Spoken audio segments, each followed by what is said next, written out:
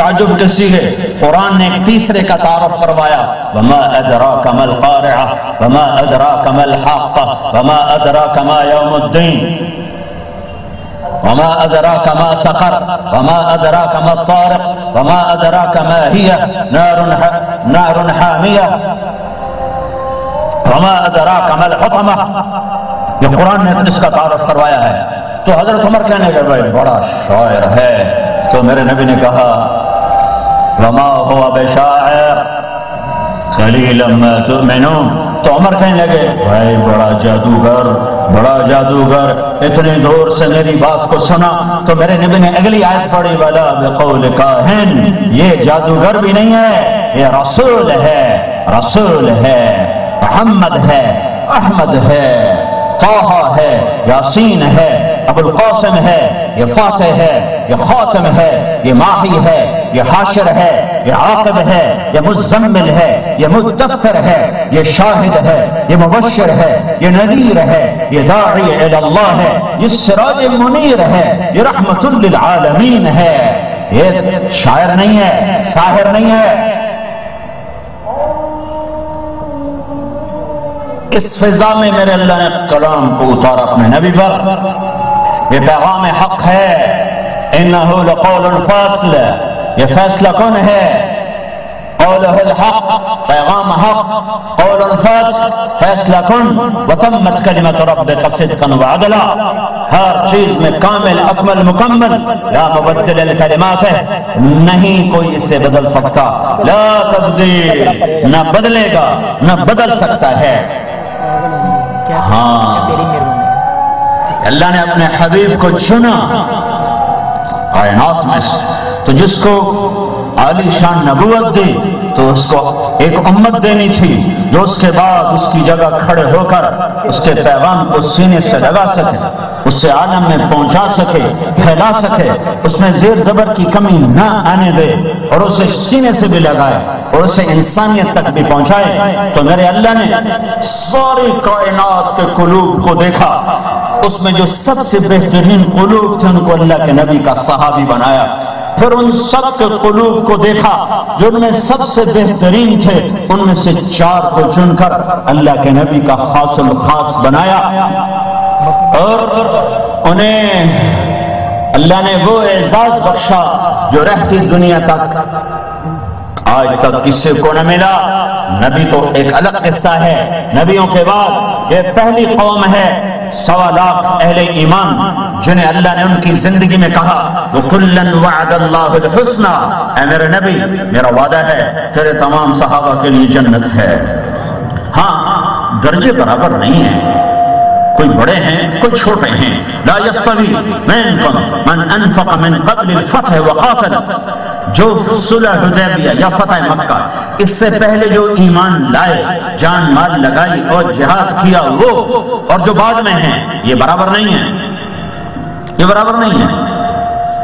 اولئک اعظم درجہ من الذین انفقوا من بعد وقاتلوا، مکہ پر ایمان لانے والے اور اس سے پہلے، یا صلح حدیبیہ پر ایمان لانے والے اور اس سے پہلے، یہ برابر نہیں ہے۔ لیکن کلا وعد اللہ الحسنى، میرا وعدہ ہے تیرے تمام صحابہ کے لیے حسنہ، جس کو حسنہ مل گئی تو اس کو کیا ہوگا؟ تو ایک اور آیت جوڑو، ان الذین سبقت لهم من الحسنى اولئک عنہا مبعدون، جن کے لیے میں نے حسنہ کا وعدہ کر دیا وہ دوزخ کی آگ سے دور ہو گئے، لا يسمعون حسیسها، یہ جہنم کی آہٹ میں نہیں سنیں گے، وہم فی مشتہت انفسهم خالدون، یہ جنت کے مزوں میں ہوں گے، لا يحزنهم الفزع الاکبر، انہیں قیامت کا ہولناک دن نہیں ڈرائے گا، وتتلقاهم الملائکہ، فرشتے ان کا استقبال کریں گے، هذا يومكم الذي كنتم توعدون، یہ وہ دن ہے جس کا تمہارے ساتھ تمہارے اللہ نے وعدہ کیا تھا۔ تو اللہ نے ایک مجموعہ دیا جنہوں نے نبی تو نہیں تھے، بس ایک نبی نہیں تھے، باقی ہر صفت کے حامل تھے، انہوں نے دین کو سینے سے لگایا اور عالم کے آخری کنارے تک جہاں تک وہ جا سکتے۔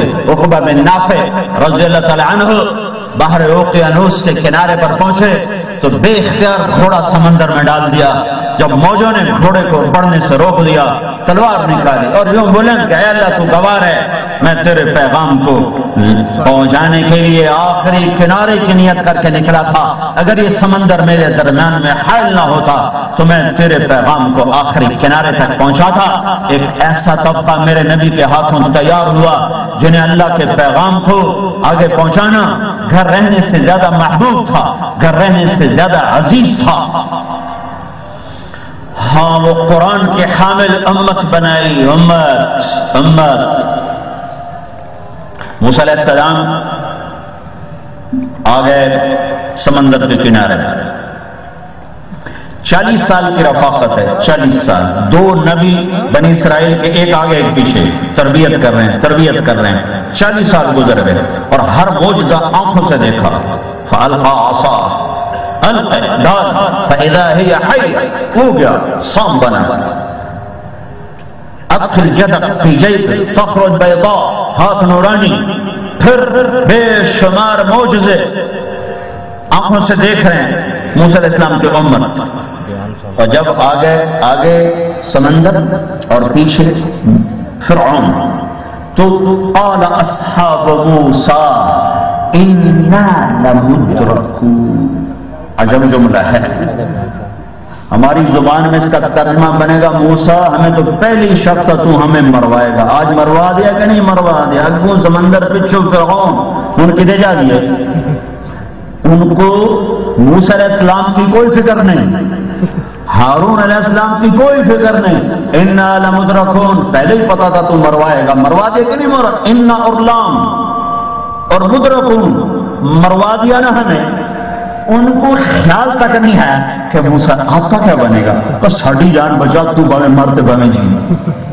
تو اس پر موسیٰ علیہ السلام کا کلّا کا مطلب ہے کہ تم بڑے کم بخت ہو، تمہیں مرنے چاہیے تھا پر میری تو فعل تم بھی بچا لیے جاؤ۔ کلّا ان معی ربی سیہدین، اب تمہیں ویسے مرنے چاہیے تھا تو انہوں فرعون دے سوٹے پونے چاہیے دیا پر میری تو فعل تو انہوں رب بچا لگے۔ کلّا اس لیے یہ نہیں کہا ان اللہ معنا، ان معی ربی سیہدین۔ تو یہ 40 سال موسیٰ علیہ السلام کے ساتھ رہنے کے بعد یہ کہا کہ مروا دیا کہ نہیں مروایا؟ 27 صفر کی رات ہے، ستمبر کی شدید گرمی ہے اور شب جمعہ ہے، رات کا پچھلا پہر ہے اور مکے سے 2 سائے نکلتے ہیں یمن کی راہ پر، ایک کا نام محمد بن عبداللہ صلی اللہ علیہ وسلم ہے اور ایک کا نام ابو بکر بن ابی قحافہ رضی اللہ عنہ ہے۔ ابو بکر کبھی آگے چلتے ہیں کبھی پیچھے چلتے ہیں، کبھی آگے چلتے ہیں کبھی پیچھے چلتے ہیں۔ تو آپ نے پوچھا ابو بکر کبھی آگے چلتے ہو کبھی پیچھے چلتے ہو؟ کہا یا رسول اللہ اخاف الرصد فامشی امامہ اخاف الطلب فامشی خلفک۔ یا رسول اللہ جب مجھے خیال آتا ہے کہ آگے کوئی دشمن چھپا ہوا ہوگا تو میں آگے ہو جاتا ہوں کہ وار میرے اوپر آئے آپ پہ نہ آئے، اور جب مجھے خیال آتا ہے کوئی پیچھے سے نہ پہنچ جائے تو پھر میں پیچھے ہو جاتا ہوں کہ وار میرے اوپر آپ پر نہ آئے۔